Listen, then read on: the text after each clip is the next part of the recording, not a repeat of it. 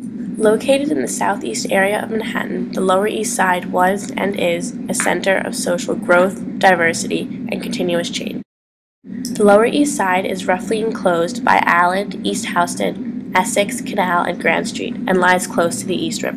Traditionally, the Lower East Side housed immigrants who came to New York in hope of a new beginning. It exemplified the tenement life with its cramped buildings, filled apartment lots, and dangerous factories where thousands of workers worked without proper safety or health regulations. Initially, in the 1840s, the Lower East Side quartered German immigrants who christened the area Klein Deutschland, or Little Germany, and filled it with small shops and living units. Along with the Germans, the Irish moved into the area, creating both an ethnic division socially and within labor forces. Throughout the years, the Lower East Side accommodated many struggling immigrants from all different cultures: Jews, Italians, Poles, and Ukrainians, along with many more.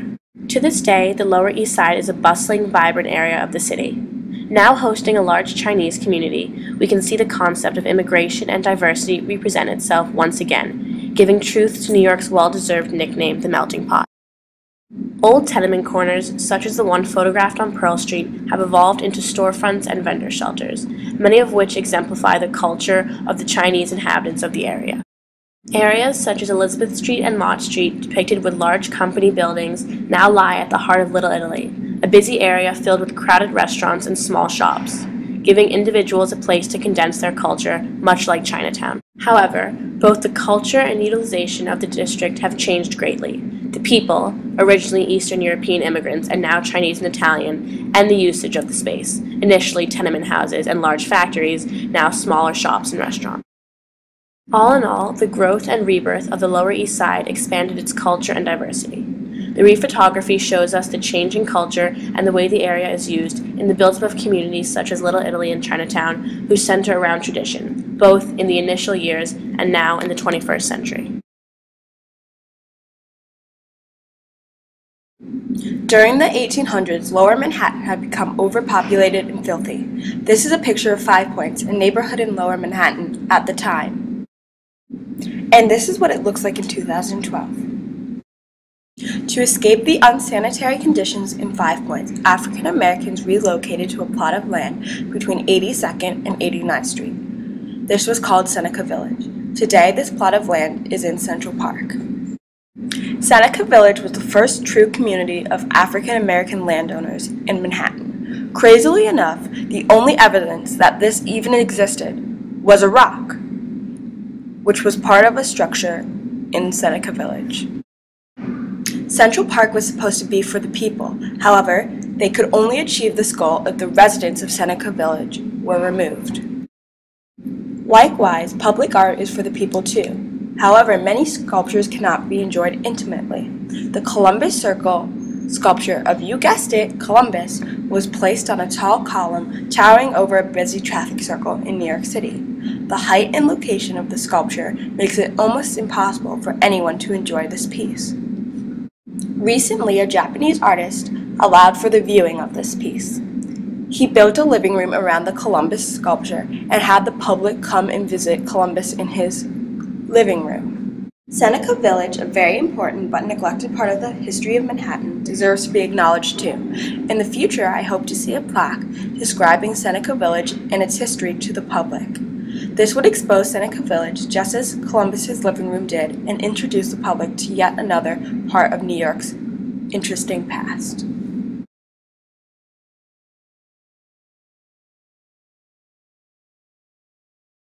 The Tammany Society was inaugurated on Thursday, April 30th, 1789, the same day George Washington took the oath of presidential office.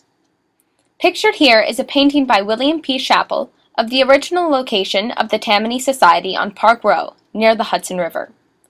It depicts a 4th of July celebration, which occurred exactly a month after the House of Representatives passed President Madison's request to declare war on Great Britain.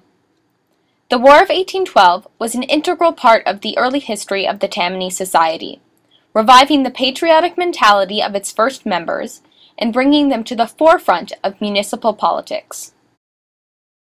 The Tammany Hall headquarters was moved to 14th Street between 3rd and 4th, pictured here between the Olympic Burlesque Theater and the Central Hotel. From the 1830s on, Tammany politicians began an expansive course of corruption that would span approximately 80 years. In 1867, William Marcy Boss Tweed was elected to the New York State Senate, becoming a seminal leader of corruption and cronyism at Tammany Hall. Tweed served on the state Senate for 4 years and was re-elected in 1871, but could not serve due to criminal charges. Pictured here is a Tammany Hall convention ticket from 1868, when Tweed was in office. By this time, Yellow journalist Thomas Nast was exposing Tweed's corrupt ring of financial fraud through Harper's Weekly.